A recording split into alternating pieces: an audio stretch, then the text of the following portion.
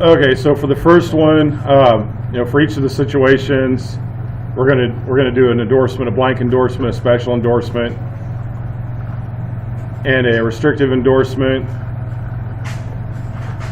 And in the instructions, it says you're authorized to sign the checks for Balsam Lake Accounting. So, flipping back to the page. So for the blank endorsement, you would just go ahead and sign your name there. So just a general blank endorsement.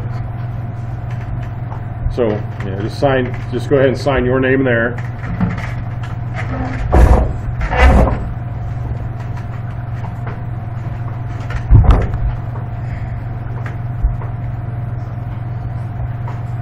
And then for B, this one is a special endorsement, paid to the order of,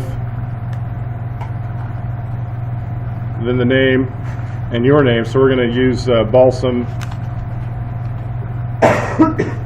Let's see. Oh, sorry. Guess I should have read the directions first. Special endorsement to Kelsey Sather. So for B, all right, pay to the order of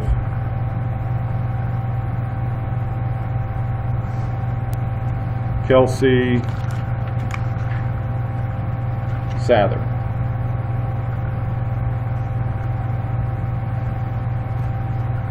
So you write that on the back, and then you're still going to sign your name underneath of it. So what this is doing is this check, this is the back of a check that was made out to Balsam Lake Accounting, and then you're signing the check over to Kelsey Sather. So it might have been a check written to the accounting firm for $100. And then you're just going to go ahead and flip the check over to Kelsey. So you write the specific instructions on the back, you sign it your name, and then this Kelsey would be able to take the check to the bank and cash it.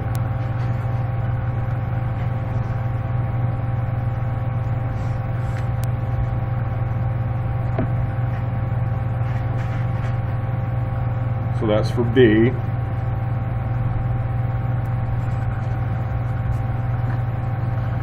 And then for C, for the restrictive endorsement, I know seeing this on the screen is nearly impossible, but if you're looking in your book, it says for deposit only to the account of, so we're going to write that on the lines here.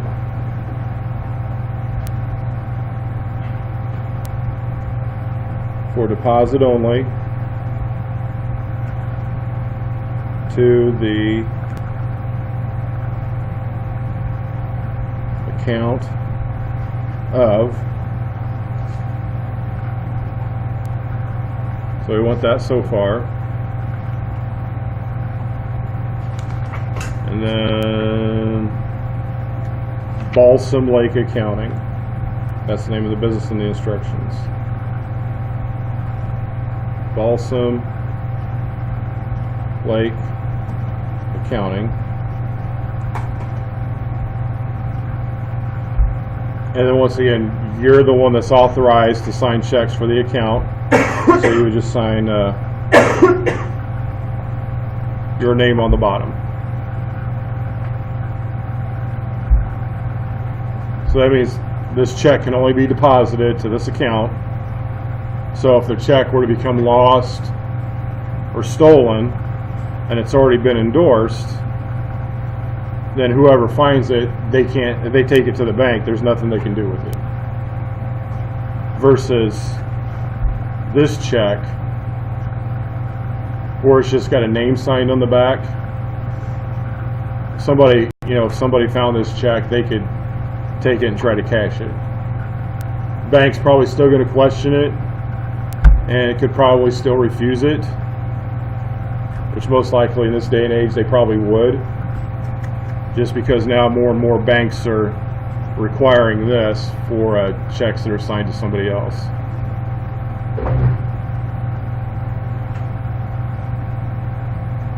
So far that's what we've got for A, B, and C. Number 1.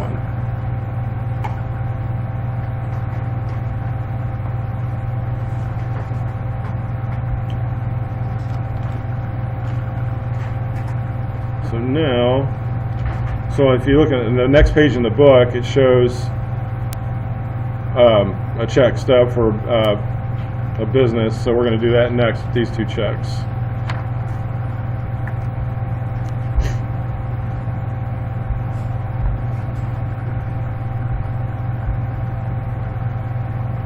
So here's number 2, the balance brought forward on check stub 78, 1805.75. So we already know we got check number 78,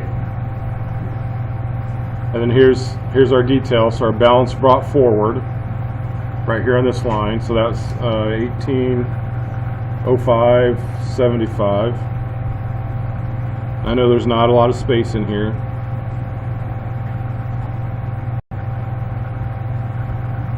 Okay. 1805 and 75 cents.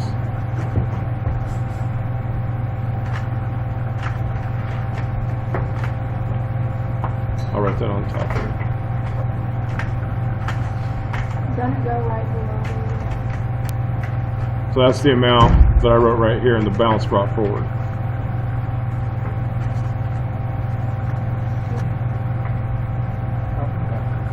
So now step 3 says record a deposit of $489 on October 30th. So amount deposited. That was on October 30th. What, that's the 10th month? October 30th, $489.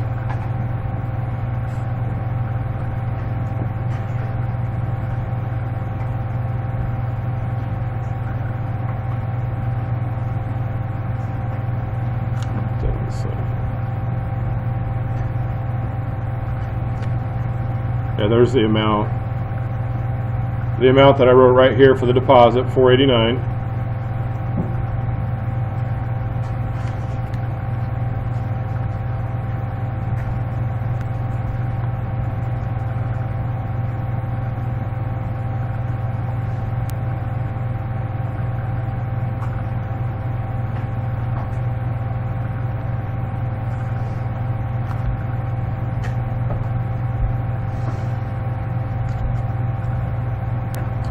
So then we've got to have our subtotal. So we've got our balance brought forward, and we're going to add our deposit to it.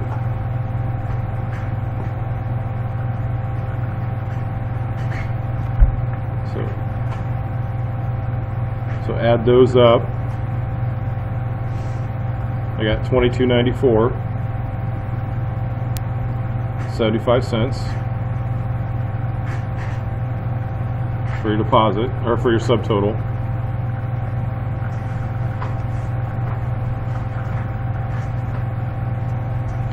So now, for 4A, we're going to write check 78 to Corner Garage for repairs for $162. So the check's going to Corner Garage.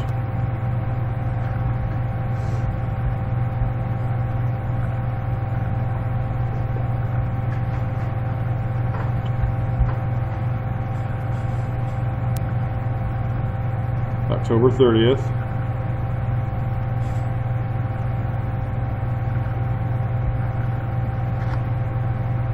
$162.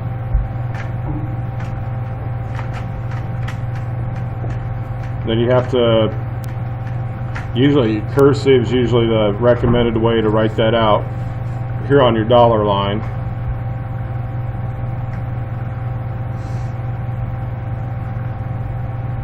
My handwriting's not the best.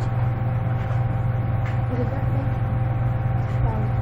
Yeah, 162.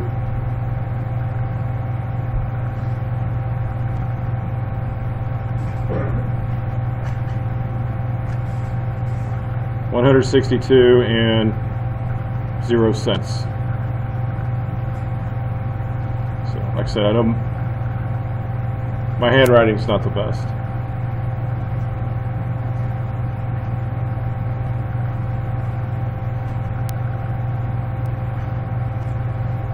So, and it was for repairs.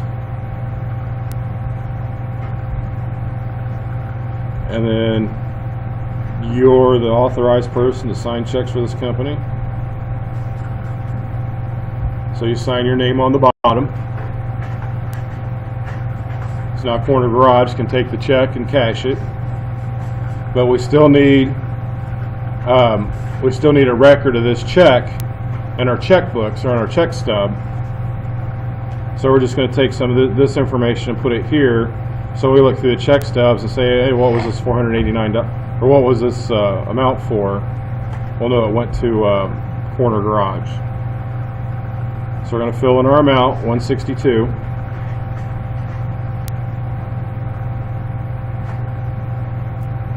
And the date was October 30th.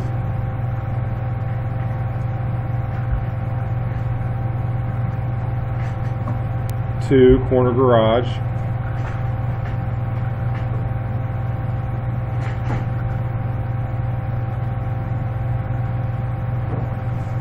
For repairs.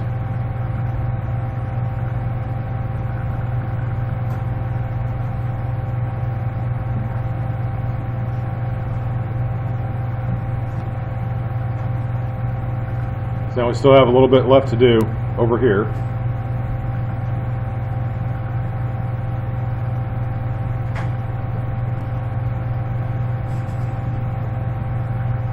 Everybody caught up okay, or okay? So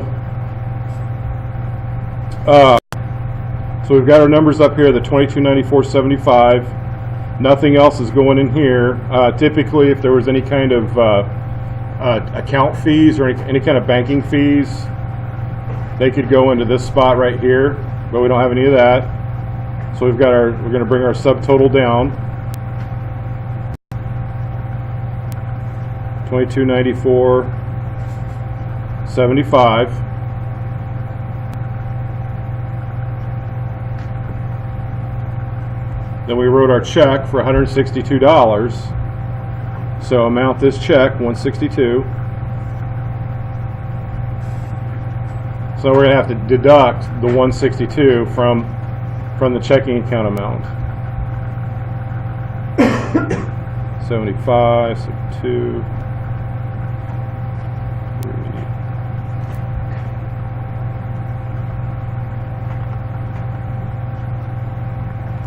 I'm gonna write that right underneath, a little bit bigger. So hopefully you can see that. So the balance carried forward is the $2,132.75. Because if you accidentally miss, writing down a check, then later on there might be not as much money in the account as you think there is, and you might write a check for something else, and then you bounce the check, and you got some extra fees and all that good stuff.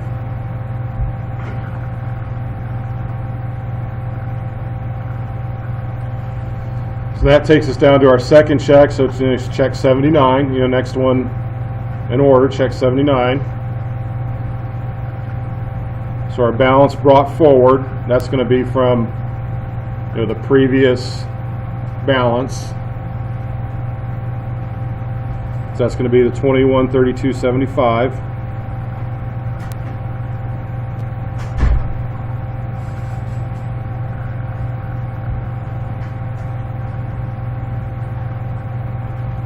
And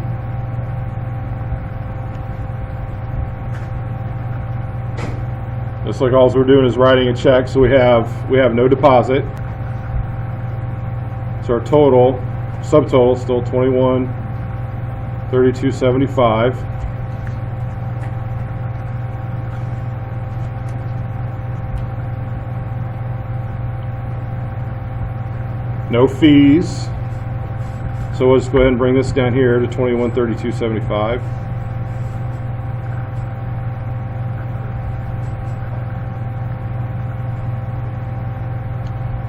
And then we can go ahead and write our check. So to St. Croix Supply for supplies, $92. So it was the St. Croix Supply for supplies.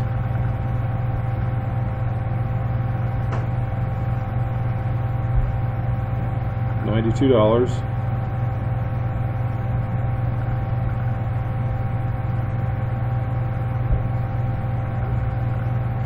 Looks like it was on October 30th.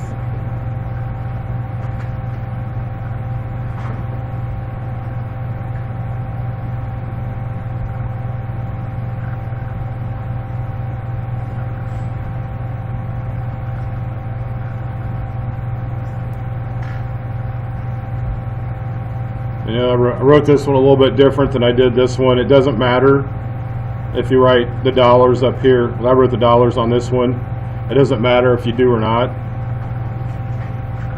Sometimes I do, sometimes I don't. I just kind of get just kind of in a habit and just wrote it. So plus I had more. I always try to take up as much space on this line as possible. I don't like to leave any blanks. Any blank areas where anything else can be written in.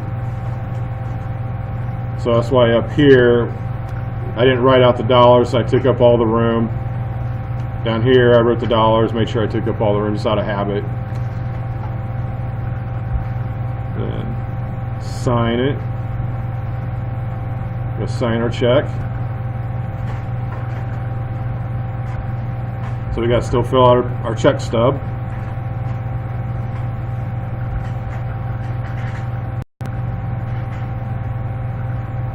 $92, October 30th, to St. Croix.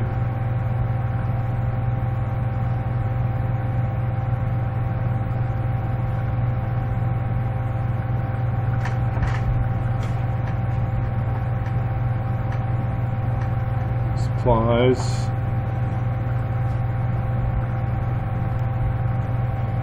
And then down here, there's got to still, you know, we've got to do our balance. So $92 for the check. And then just subtract the 92 from the 2132. We got 75.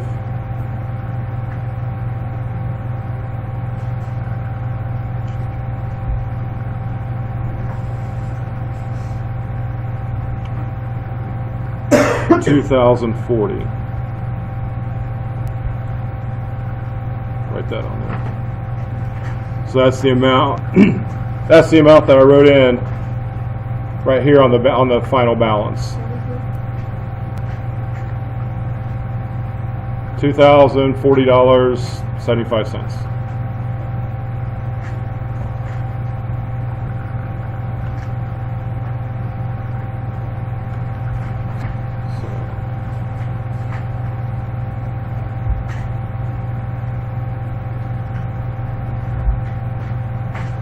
So here's what you should have for your checks.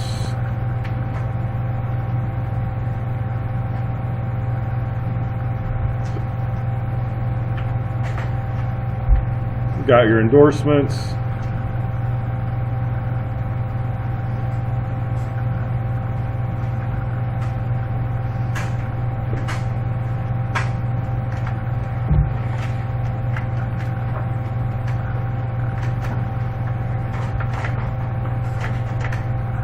I'll have that here. I'll get this video up and